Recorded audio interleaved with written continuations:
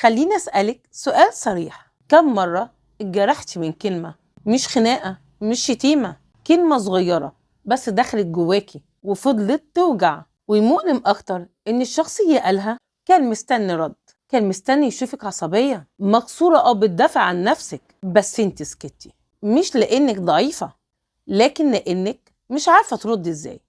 النهاردة بقى مش هنعلمك تبقي شرسة ولا تردي إساءة بإساءة، النهاردة هنعلمك ازاي توقفي أي حد عند حده من غير ما تنزلي مستواه. مبدئيا كده، يعني ايه قصف الجبهة؟ خلينا نكون واضحين، أي شخص بيحاول يستفزك غالبا عنده حاجة من دول: نقص، غضب مكبوت، حب سيطرة، أو محتاج يحس إن هو أحسن منك. فلما تردي بانفعال انت كده كسبتيه، ولما تسكتي أو تردي بذكاء انت كده كسرت الدايرة.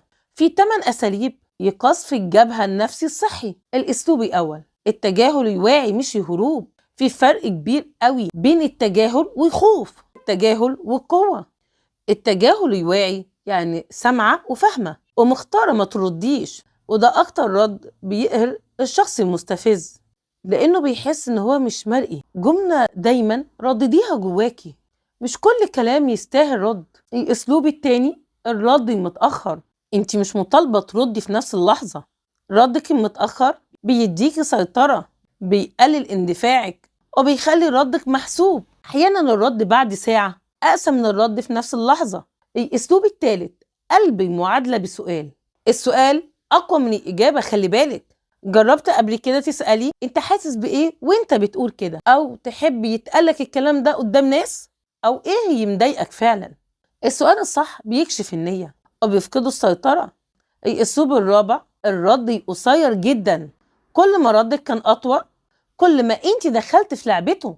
ردود ذكية زي تمام، أو وصلت فكرتك، أو مش متفق قوي، يعني من غير شرح، من غير تبرير، من غير دفاع، وده بيوجع أكتر من أي كلام طويل. الأسلوب الخامس: تسمية اللعبة. في ناس بتهاجم وفي ناس بتمثل وفي ناس بتستفزك باسم الهزار. لما تقولي ده مش هزار أو أسلوبك همجي على فكرة أو الكلام ده فيه تقليل مني، انت كده وقفت اللعبة وفضحت النية وحميتي نفسك. الأسلوب السادس: استخدام الهدوء كسلاح. الشخص العصبي بيكره الهدوء. نبرة صوتك هادية ولغة جسدك المتزنة بتقول أنا مش مهزوزة حتى لو جواكي نار. الهدوء الخارجي بيخلي الطرف التاني ينهار نفسيا. الأسلوب السابع: وضع حدود علنية. قصف الجبهة الحقيقي إنك تعلني حدودك، زي مش هقبل الكلام ده، أو لو الأسلوب ده هيتكرر تاني هنهي الكلام، أو دي مساحة مش مسموح تتعدى. اللي هيحترمك هيحترم حدودك، واللي هيتضايق كان مستفيد من سكوتك. الأسلوب الثامن: الانسحاب الذكي. أقوى حركة أحيانا إنك تمشي. الانسحاب مش هزيمة، الانسحاب رسالة: أنا أعلى من المعركة دي. اللي يطلعك من هدوءك ما يستاهلش وجودك.